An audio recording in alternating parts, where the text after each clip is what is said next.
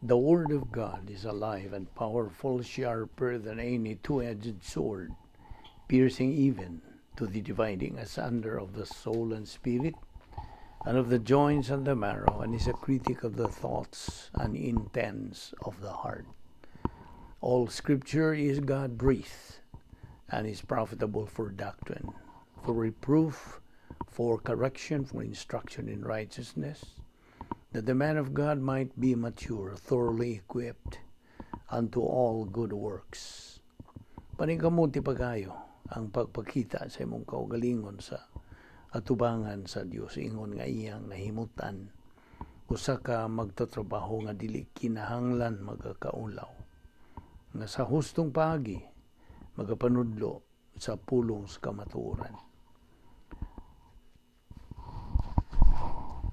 I have been young, and now am old, yet I have not seen the righteous forsaken, nor his descendants begging bread. He is ever merciful and lends, and his descendants are blessed. Depart from evil and do good, and dwell forevermore. For the Lord loves justice, and does not forsake his saints.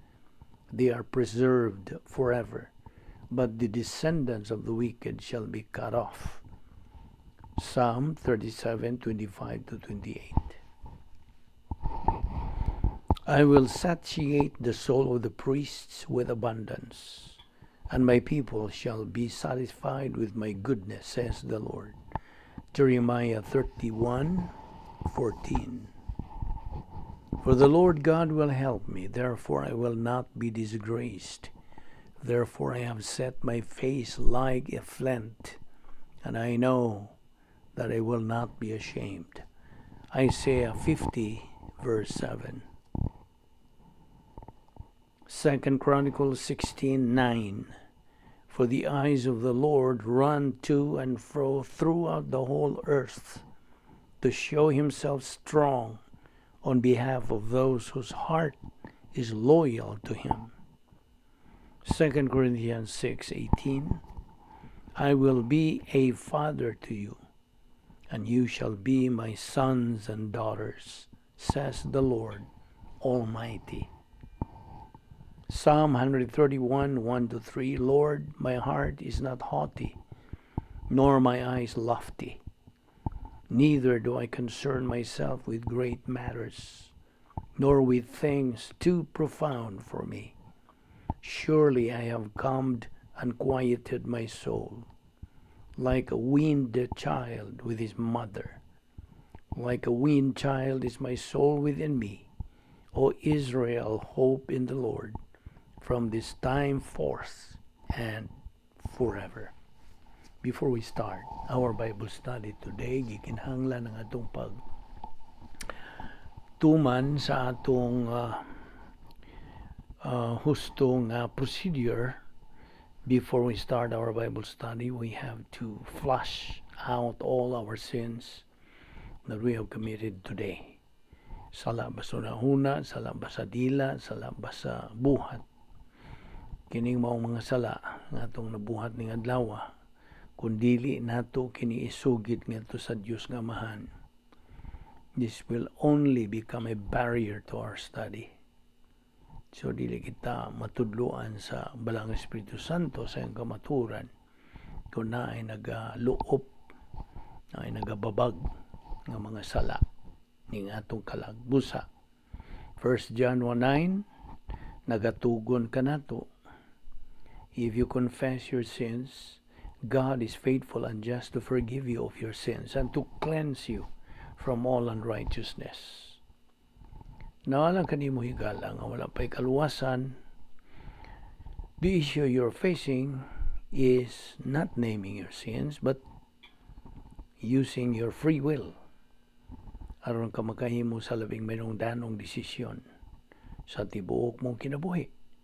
This is the most important decision that you can make in life, the decision to believe in Christ as your Lord and Savior. Acts 16:31 nagaingon, believe on the Lord Jesus Christ and you will be saved. Busa sa hilom, magampo ta.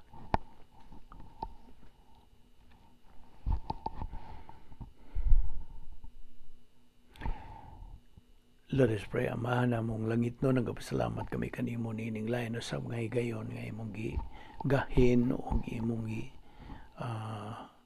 paggamit kanamo. Imo kami gidala dinhi sa makausap pa aron kami makapadayon ning among Bible study through the YouTube ubo sa Balbido Evangelistic Ministry. Dili kami takos nga magpahimulos nini o Dios apan umikan sa imong pagkamatinumanon sa imong mga saad kami nagapahimulos niining grasya. Salamat ning kinabuhi imo pangilugwayan. Tibahilan nga imong plano sa mong kinabuhi nagapadayon pa. Balik kami pinagis pagtudlos balang Espiritu Santo kanamo sa imong kamatuoran. Kining tanan among gipasalamatan sa ngalan ni Ginoong Hesukristo. Amen. Well, maayong adlaw kaninyong tanang mga subscribers, mga higala, atong mga followers, atong mga igsuon diyan ni Kristo. Welcome. Nausab nining atong pagtuon sa pulong sa Dios nining adlaw. Okay? So, niya pa kita magadupot sa atong tun-anan nga giuluhan og the mark of a true believer in Christ. O ato namang nahisgutan ang the real keys of success in life as a subtopic o ato kining labason sa itong panumduman later on, dili pagkaron. Okay? So ato kining ipadayon kining atong title, The Mark of a True Believer in Christ. O agi og lambas tong panunduman, kitang mga magtutuo sayod naman ta nga kini atong ginabuhat adlaw-adlaw agi lamang kinis pagtuman sa mando, tugon, pahimangno, tuyo, kabubuton, plano sa Dios. Nga sumala pa sa 2 Peter 3:18 nga I hope na sag-o na tulin sag-o kundi na tisok na gyud na sa imong panunduman ingon nga Kristohanon. It has already sunk in diha sa imong right lobe of the mentality of your soul ingon nga Kristohanon. I am addressing this to you, fellow believer. Dili nimo apply sa mga di magtutuo. So kaninyo mga magtutuo, fellow believers, mao kini nga atong gihisgutan nga agi kinigtuman lagi sa mando sa Dios nga human ta maluwas gikinahanglan atong sundon ang iyang mando sa 2 Peter 3:18 nga nagaingon, but grow in grace and in the knowledge of our Lord and Savior Jesus Christ. Unsaon man pag-grow, pinagi nini itong gibuhat adlaw-adlaw. Pagtuon, pagkaton, pagsabot, pagtuo, ug paggamit nini sa atong adlaw-adlaw panginabuhi ingon nga mga Kristohanon. So, agil na og paglabas sa imong panumduman nga kaya kini kung ato paagi lagis pagtuon, nasayod naman ka, I hope, nasayod ka na silsil na po na nimo nga. Kini nga itong ginabuhat adlaw-adlaw pagtuon sa pulong sa Dios. This is nagasunod kini sa sistema nga sinilsilay. Ang but pasabot sa in English, inculcation method. Mao na nga nagabalik-balik ta usahay, dili kay usahay kanunay gyud ang nagbalik-balik sa mga subject matters o mga punto sa doktrina aron sa ingon niya na di na gyud na makalimtan. So bahin or part of this inculcation method nga Bible study is what we call repetition. Kay repetition is the best teacher, di ba? Madawat ka ba niya na nga prinsipyo? Ang pagbalik-balik natog hisgot mao nay kina epektibuhan nga pagtuon or kanang most effective teacher o magtutudlo. So mao kana nga kini atong method ato kining gisunod og I am aware nga na naiubay-ubay natong mga subscribers nga nagapadayon niining atong paagi nga gisunod nato. Agi lang ni tuman sa mando sa Dios.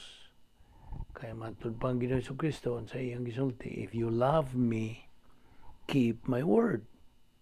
So money, we have to keep His word, and we cannot keep His word unless we study His word. Basta? Of course, that's a simple logic. Dili ta makahinumdum sa mga butang nga dili nato unsa tun-an og balik-balikon. Mao ni sinilsilay gini atong pagtuon. I don't know if you have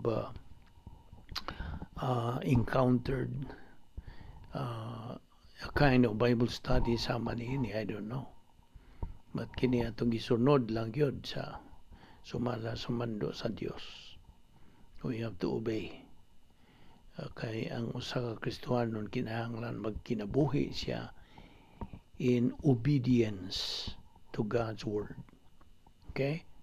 Now kita karon nga nagahisgot ni ining ilhanan sa usa ka matuod nga magtotoo kang Ginoong Jesucristo, the mark of a true believer in Christ. Timanda nato. Now, as a kind of a review na po sa atong mga past lessons, no? Atong gisgutan, if you still remember, kadtong operation X plus Y plus Z.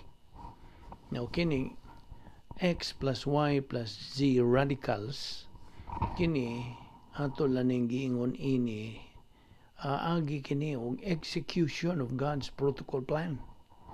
Agi kini tuman. Okay. Nahibawan na ta nga dunay tulo ka ang sa pagtubo nga espirituhanon. 3 levels of spiritual growth. Okay? Spiritual growth level. Mao tong atong giingog Operation BAM. Operation BAM, B-A-M. Baby, adolescent, mature. Okay? Nagsugod mo tas pagkabata, mga masuso. So unsa may ipakaon nga mutubo ka ng maong batang masuso. Gatas, pure milk. Atong gitandi kana sa mga basic doctrines, mga sinugdanan nga mga pagtulunan sa Biblia. Unya sa imong pagpadayon, makabot na nimong ikaduhang ang adolescent level. Okay? Na ipagkahingkod nimo. Panay og undang padayon gihapon sa imong pagtuon sa Dios. Mga anam-anam na siya ka-advance. Hangtod makabot na gyud nimong ikatulong ang which is our common goal as believers. Unsa man? Spiritual maturity. And that's the kanang level diin atong maangko na ang katako sa pagkinabuhi. Capacity for life, for love, for blessings. Okay? So mo na nga ato lang ning ilabas gyapon sa atong panumduman, Operation BAM. Now, okay. Kadto sa Apostol Pablo, kay ato laning isgot tagamay kini si Pablo. Apostle Paul, as he was growing up spiritually, nag-agi siya ni ining Operation BAM, of course. Now, sa iyong pag-agi niini, na ay bahin nining mga ang diin, ingnon ta, God is going to test Suwayan ba ta? Suwayan ang atong pagtuo, paglaom, pagsalig, pagsandig sa Dios. Testingan. Kaya di man gyud but pasabot pruibahan gyud nga unsa gyud ka tinuod na gyud kalig-on na gyud ang imong pagtuo, paglaom, pagsalig, pagsandig sa Dios. So mo bot kining gitawag og momentum tests. You see? Ug ato ning hisugutan pod pan pagkaron wa ni maapil sa atong pagatukion. Mao to si Pablo. Nag-agi na siya ni atong mga pagsuway. Gihatagan kini siya tunok sa unod. Tawag na sa in English a thorn in the flesh.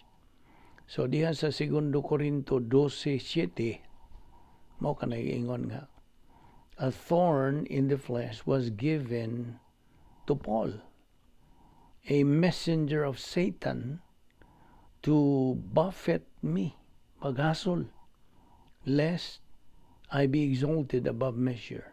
Mao nagiingon ni Pablo. Okay? Diha sa 2 Korinto 12:7 now. Diha sa versikulo 8, kini si Pablo nagingon, I implored God the third time that He remove this thorn of the flesh. Katog yun niya gihangyo sa Dios. Iyang nangaliw po ba siya sa Dios sa tulo ka higayon. The 3 times did he implore God nga tangtangon na unta kining maong tunok sa unod. Now, unsa may gisulti sa Dios, gibawas dayon, gitubag. Diya sa versikulo 9, unsa may gitubag sa Dios. Pablo, ang akong grasya igo na kanimo. My grace is sufficient for you, for power is perfected in weakness. Ano itubang sa Dios? Now, kung ikaw nagaantos, unsa may solusyon? Muampo ka ba? Diha na masayop si Pablo. Kaya di man nimo maampuan ang mga butang sa manini nga. Gisuwayan siya. Dili.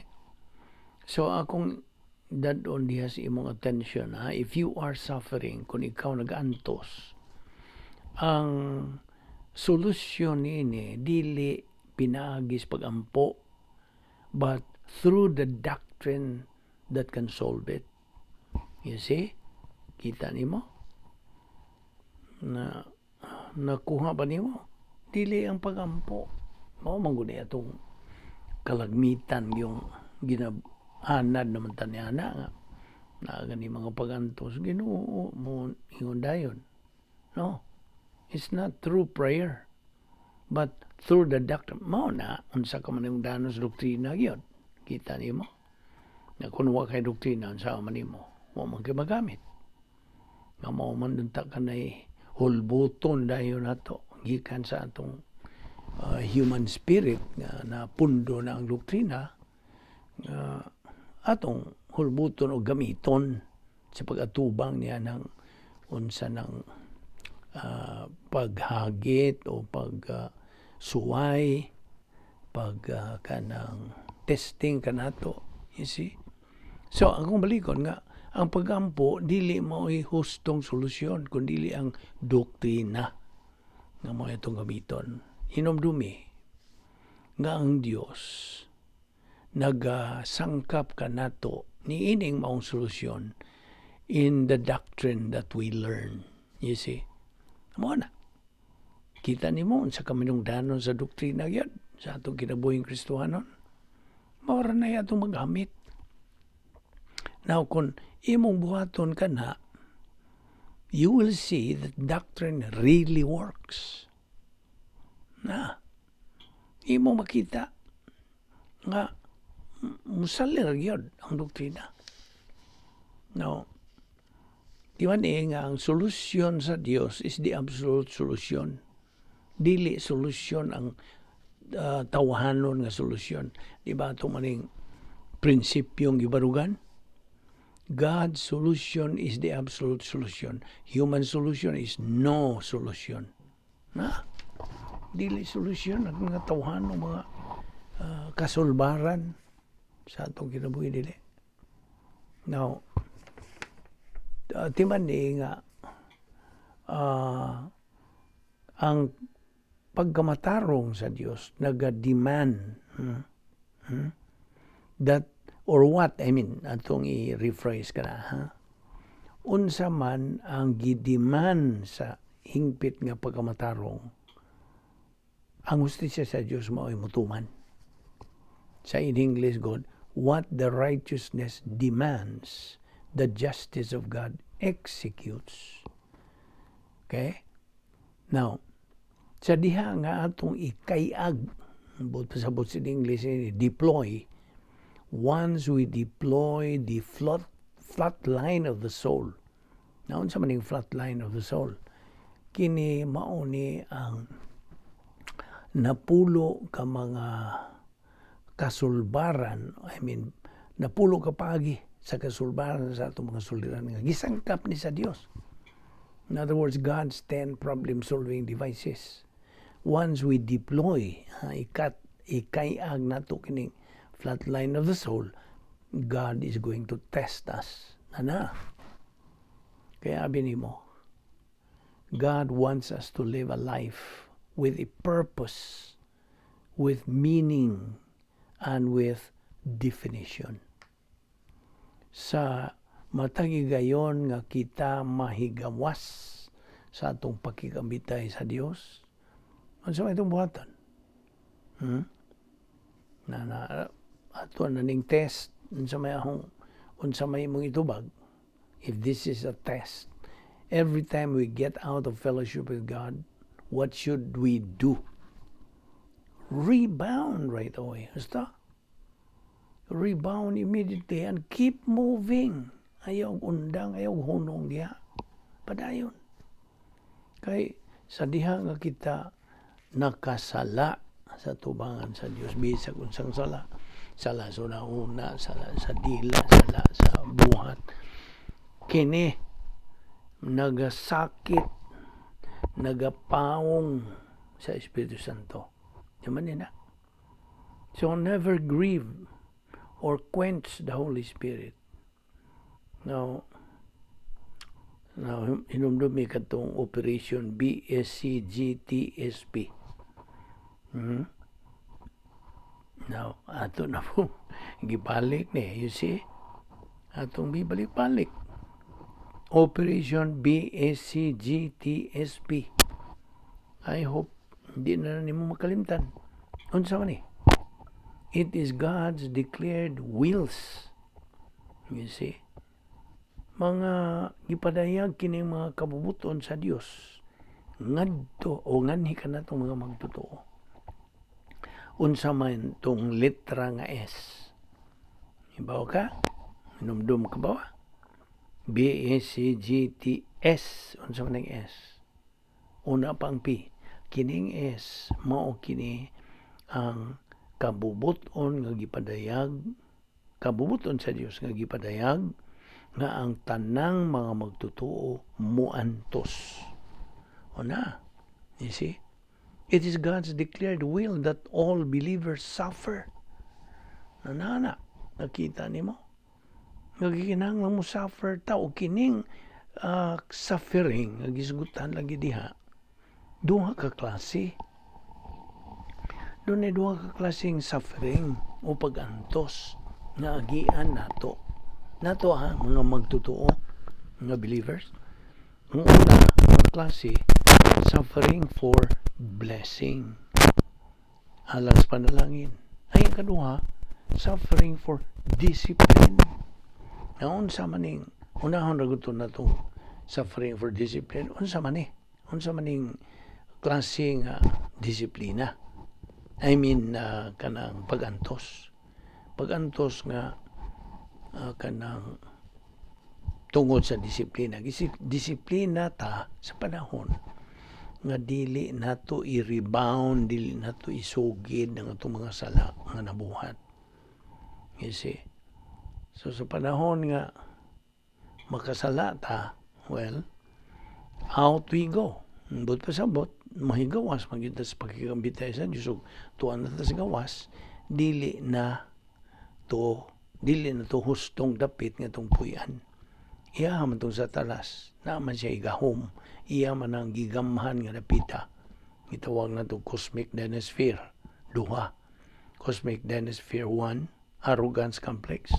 Cosmic denosphere 2, hatred complex. So,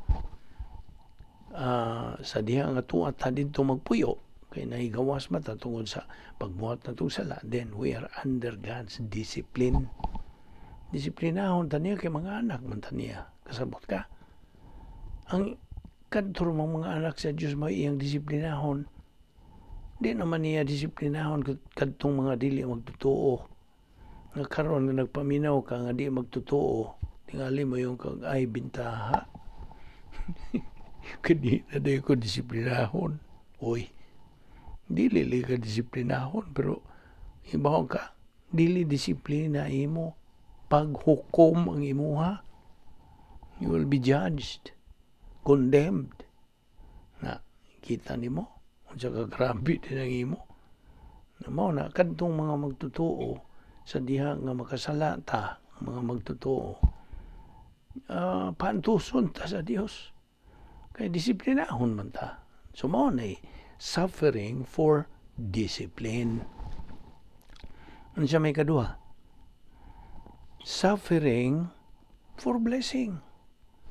Now, tingali, kamong mga bago mo yung sagoy, blessing. Blessing ba din yung pagantos? Yes. Now, ikaw nga pa'y doktrina, di kang katuo niya na, murag bikil pa nimo kay napamangkay gitawago. Kanang preconceived notions nimo. Ang imong nandan nga mga gituuhan nga sayop, you see. So mo nang moingon ka nga, panalangin ba din yung pagantos? Yes, panalangin. Kini nga itong gitunan, kamatuoran, gikan sa pulong sa Diyos. So, kanang maong klaseng pagantos nga panalangin. Pero bugod itong agian ni Job, nandun ka. Sa mas grabe itong ka-Job noon. Napugod niyang mga anak nga matay, dungan. Sa pa, gikabahong na sa Job. Sa man, supak ba siya sa Diyos? Sukol ba siya sa Diyos? O iya bang ipangimaraot? Wala. Bisag iyang asawa, may unay niya. Noon sa ka-Job. Ano man ka matarong na yung kinabuhi. Noon sa naman na. Tungluhan na lang ng imong Diyos. Matitiya mo, nagiunay siya siyang asawa. Unsa may kanang tubag ni Job sa iyang asawa o sa kada na mo dangat niya nga pagantos unsa man. Mingon gis Job nga God giveth and God giveth and God kanang taketh away. Blessed be the name of God. Mao gyud kanunay niya tubag. Mahimaya ang Diyos. God giveth, God taketh away. Blessed be the name of God. Namo na. O kadto si Pablo. Namo na. Sayo plus Pablo kay magiampuan. Di man mahimo lagi. So mo na nga kini ato lang kuha sa agi o pag-review gihapon. It is God's declared will that all believers suffer. So timan na makapili ka. Buot ka ba sa pag-antos nga disiplina or pag-antos nga panalangin. Now, sa laing bahin, nobody can escape from any suffering in life. Basta? Why makaikyas? Why makalikay from any suffering in life? Although, such suffering differ from every individual. Nagkalahi man. Di man parehas.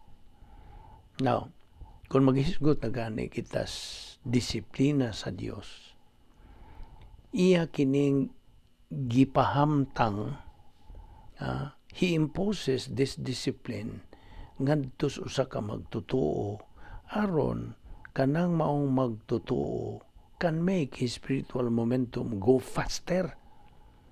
Boylo. You see? Mao na.